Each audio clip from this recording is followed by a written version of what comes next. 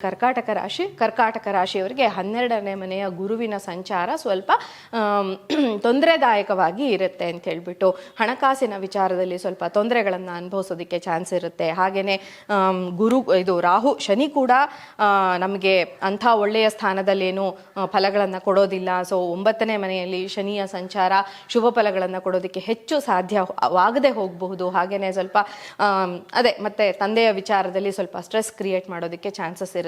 ಇನ್ನು ಮೇ 30 ನಂತರ ಕೇತು 2ನೇ ಮನೆಗೆ ಬರ್ತಾನೆ. ಕುಟುಂಬದಲ್ಲಿ ಅಷ್ಟು ನೆಮ್ಮದಿಯ ವಾತಾವರಣ ಇರದೆ ಹೋಗಬಹುದು ಅಂತ.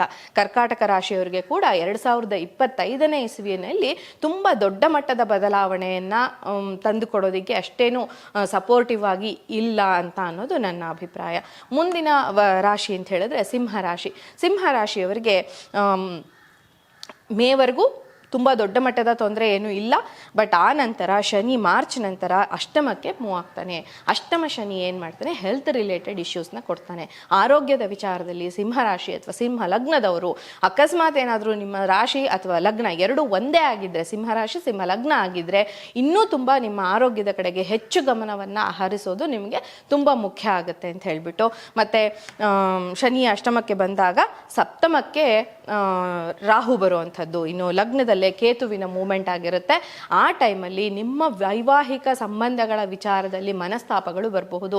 ವಿವಾಹಾಕಾಂಕ್ಷಿಗಳಿಗೆ ವಿವಾಹ ಸೆಟ್ ಆಗೋದಕ್ಕೆ ಅವಕಾಶ ಇರುತ್ತೆ. ಯಾಕೆ ಅಂದರೆ 7ನೇ ಮನೆಯಲ್ಲಿ ರಾಹು ಒಂದು ಎಕ್ಸ್ಟರ್ನಲ್ ಹ್ಯಾಪಿನೆಸ್ ಅಂತ ಏನು ಹೇಳ್ತೀವಲ್ಲ, ಮದುವೆ ಅಂತ ವಿಚಾರಗಳನ್ನು ಕೊಡೋದಕ್ಕೆ ಅವನು ಖಂಡಿತವಾಗಿಯೂ ರೆಡಿ ಇರ್ತಾನೆ. ಆದರೆ ತುಂಬ ಕೇರ್ಫುಲ್ ಆಗಿ ನೀವು ಈ ವರ್ಷ ನಿಮ್ಮ ಲೈಫ್ ಪಾರ್ಟ್ನರ್ನ ಚೂಸ್ ಮಾಡಬೇಕಾಗತ್ತೆ. ಈ ವರ್ಷ ಏನಾದರೂ ನೀವು ಮದುವೆಗೆ ಪ್ಲಾನ್ ಮಾಡ್ತಾ ಇದ್ರೆ you should be very careful about choosing your life partner ಅಂತ.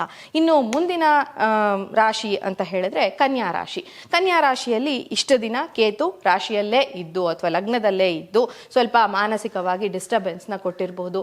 ಐಹಿಕ ಸುಖಗಳು ಅಂತ ಏನು ಹೇಳ್ತೀವಲ್ಲ, ಎಕ್ಸ್ಟರ್ನಲ್ ಹ್ಯಾಪಿನೆಸ್, ಅದನ್ನ ಕೊಡೋದಕ್ಕೆ ಕೇತು ಹೆಚ್ಚು ರೆಡಿ ಇರೋದಿಲ್ಲ. ಸೊ ಹಾಗಾಗಿ ಸ್ವಲ್ಪ ಈ ವರ್ಷ ಕನ್ಯಾ ರಾಶಿಯವರಿಗೆ ವಿವಾಹದ ವಿಚಾರದಲ್ಲಿ ಕೌಟುಂಬಿಕವಾಗಿ, ಅದರಲ್ಲೂ ಈ ಗಂಡ ಹೆಂಡತಿಯ ನಡುವಿನ ಸಂಬಂಧದ ವಿಚಾರದಲ್ಲಿ ಸ್ವಲ್ಪ ಏರುಪೇರುಗಳನ್ನು ತೊಂದರೆಗಳನ್ನು ಕೊಟ್ಟಿರೋದಕ್ಕೆ ಚಾನ್ಸ್ ಇರುತ್ತೆ.